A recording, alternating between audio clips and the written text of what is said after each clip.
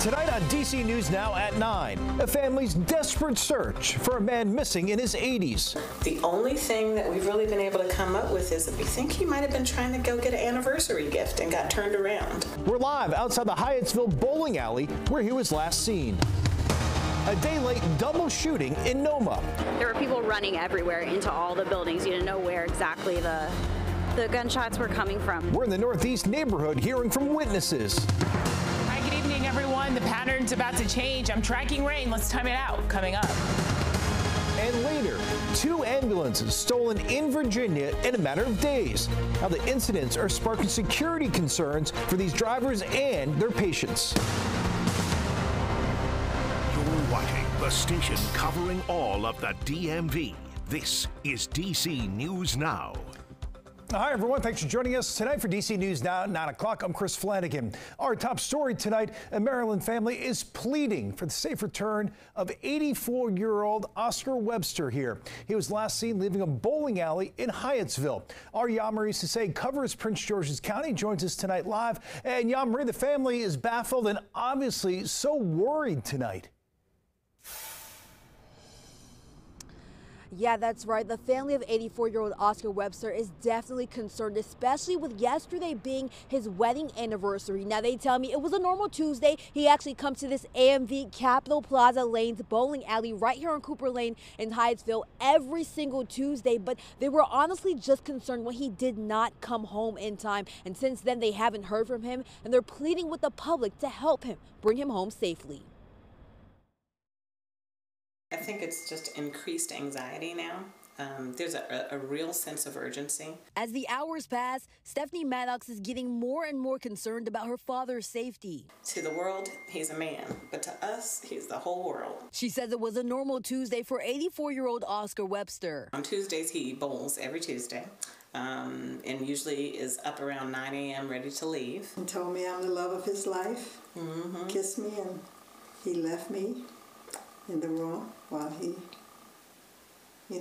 went to the car. But when his wife, Patricia Webster, realized he didn't come home in time, she knew something was off. His brother told me that he should have been there hours ago because he left about 3 o'clock, I think he said. It wasn't even a second thought. Immediately, I knew something was wrong. Georges County Police say he was last seen leaving this bowling alley in Hyattsville around 3 p.m. on Tuesday. And he was driving a white 2008 Toyota Avalon with Maryland tags. His family says they do believe he's still in the area. I think our biggest concern is to make sure that he gets here, and he gets here before dark.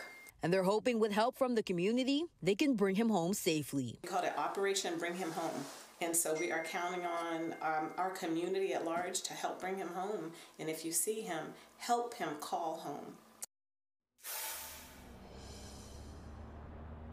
Now, this is considered a silver alert, and police say Webster is about 5'11", 230 pounds, and is an African-American male. He was seen wearing a maroon baseball cap, a maroon Virginia Tech sweater, navy blue pants, white sneakers, and if anyone has any information, you are asked to call Prince George's County Police Department. For now, reporting in Hyattsville, Maryland, I'm Yamari Sase, DC News Now. Let's hope those prayers are answered. Yamari, thank you. Developing now at 9 in Northeast DC, a double shooting investigation in Noma. It's right near the Harris Teeter and Starbucks. People were heading home from work when those shots rang out today. Our Marielle Carbone joining us live near First and M Streets. And Marielle, the 2 victims conscious and breathing, but witnesses really shaken up tonight. Yeah, Chris, they are, because they say so many bystanders could have been hit by that gunfire. This area really busy during the day. You've got the Starbucks, dry cleaners, an apartment complex, and more all in this area. So they say they're just thankful they're okay tonight. There were people running everywhere into all the buildings. You didn't know where exactly the gunshots were coming from. So just like, what do you do? Megan Cavanaugh says she ran for cover at a Starbucks after hearing multiple gunshots. I probably heard like 10 to 15 rounds. DC police say 2 men were shot here on the unit block of M Street Northeast in Noma. It happened just after 5 p.m. It's unclear who was doing the shooting or why. This car damaged with bullet holes towed from the scene. it just makes you feel out of control. At the time of the shooting, the area crowded with shoppers at the Harris Teeter, Andy's Pizza, and more. And then I saw people running, some people, running to the CVS right here. And so right then and then I was like, oh my goodness, shots are fired. David Tabo says it was initially a moment of disbelief. He was buying a card at the CVS when it happened. Yeah, obviously just a wall separating me and the street right there. The thought of what could have been haunting him tonight. Again, it's one of those situations where 30 seconds later or earlier, it's like you could have been easily caught in the crossfire, who knows. And again, police say both of those men were conscious and breathing, one even taking himself to the hospital. Chris, police ask if you have any information to share that tonight. Reporting live in Noma, I'm Marielle Carbone, DC News Now. All right, Marielle, thanks for that update. A lot of good information there. Meanwhile, new details tonight. Another firefighter out of the hospital following a deadly home explosion in Sterling, Virginia. Loudoun County fire officials releasing this photo today of Lieutenant Chris Kirkstra. He'd been in the burn center since Friday. Investigators say he was trapped in the basement when that blast happened. Now, that explosion killed one volunteer firefighter and injured 11 first responders. 2 are still recovering in burn units. We also learned today a federal health and safety agency is launching an investigation into Friday night's explosion, and the Loudoun County's fire marshal has released that property back to the homeowner. Meanwhile, happening now in Frederick, Maryland. If your water looks a bit funny, well, this is why. Take a look. This is a massive sinkhole. It's from a water main break at the intersection of Baltimore Road and Bells Lane. The county says some people are now experiencing discolored water, but they say the water is safe to drink despite how it looks.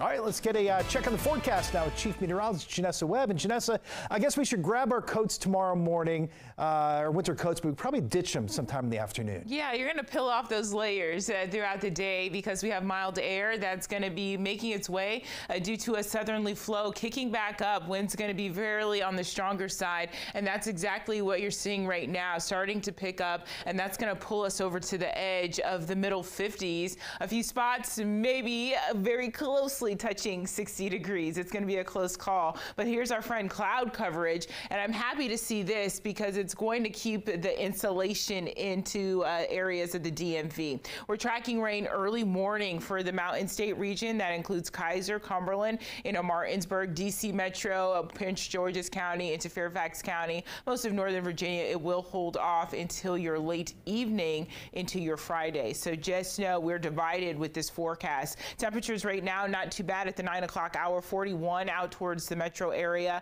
and Arundel County into the lower 40s. And then we have a few middle 30s, most of us above the freezing mark at this hour. So the clouds starting to filter in. The heaviest rainfall we are going to watch out towards greater Cleveland, and then really kind of on the lighter side as it makes its way into our region. So 7 a.m. we're below freezing, and then we quickly rise. I think most of us will be in the middle 40s as we go into that lunch hour. We'll time out that rain and really a soggy Friday across most locations. I have that full forecast coming up. Well, tonight, a D.C. doggy daycare chain once again under fire after police say an employee kicked a puppy so hard it died. This happened Friday at District Dogs in Navy Yard. But as our Randy Bass reports, customers, well, they weren't notified until 5 days later. Yeah, tonight a new report from DC Police says an employee here at District Dogs in Navy Yard told officers he was trying to feed a puppy inside when this all happened.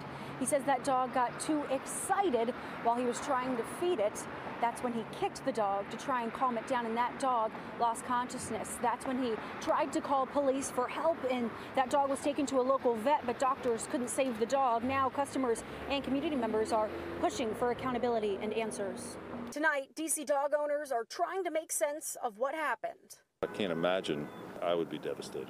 Jay Dackman brought his Basset hounds, Lewis and Clark, to District Dogs in Navy Yard before. He says it was a less than stellar experience. I picked him up and he was coughing when I picked him up. This just after one day. And I had never experienced that before. Today, other customers told us they probably won't be back at the Navy Yard location after a puppy died at the hands of their employee last week. It's really scary. You trust those people to take care of your dog, especially if it's a puppy. This latest death coming just a few months after 10 dogs in their care drowned in a flood at their Northeast DC location in August. This morning, District Dogs sent a message to customers, reading in part, The actions of the now terminated employee represent a total betrayal of our core values. We have always taken enormous pride in how we care for the dogs entrusted to us. As such, this event is both unimaginable and deeply painful. Yeah, right now it doesn't appear that any charges have been filed in the case. District Dogs tells us it is cooperating with the police investigation here. Humane Rescue Alliance says it is also working this case. Again, the story is still very much developing. We'll bring you new details as we get them. In Navy Yard, I'm Randy Bass, DC News Now. All right, all new at 9, we are learning thieves hit 3 CVS stores in Montgomery County in the span of 1 hour. This all happening yesterday afternoon. Police tell us the first call was to a CVS on Arlington Road in Bethesda. Then a second store was hit in Chevy Chase. And finally back to Bethesda, where a third store was hit on Wisconsin Avenue. Shoppers today telling us they're now on high alert. It's tough times. I don't know what to say except I look everywhere. I can't not. You can't not. Scared. I was so excited to have a CVS open here, and I never would have thought being in a safe area. And so, there's so many people, cars driving around, people, kids playing. It's still unclear how much merchandise was stolen in total. Police tell us they don't have any suspect information at this time. All right, staying in Maryland tonight, a leading manufacturer of ghost guns has agreed to stop selling its untraceable, unassembled firearms to Maryland residents. It's all part of a settlement agreement with the city of Baltimore. The city sued the company, Polymer 80, 2 years ago. The lawsuit claimed they intentionally undermined gun laws by selling gun assembly kits without serial numbers to buyers who do not undergo background checks. So under the agreement, the company also has to pay $1 million in damages. In Virginia, the Commonwealth, another step closer to making TwoGo cocktails permanent. Well, the House and Senate bill are heading to Governor Glenn Youngkin's desk. So if Youngkin does not sign off, bars and restaurants will have to stop selling drinks to go by this summer. The pandemic-era provision is set to expire July 1st.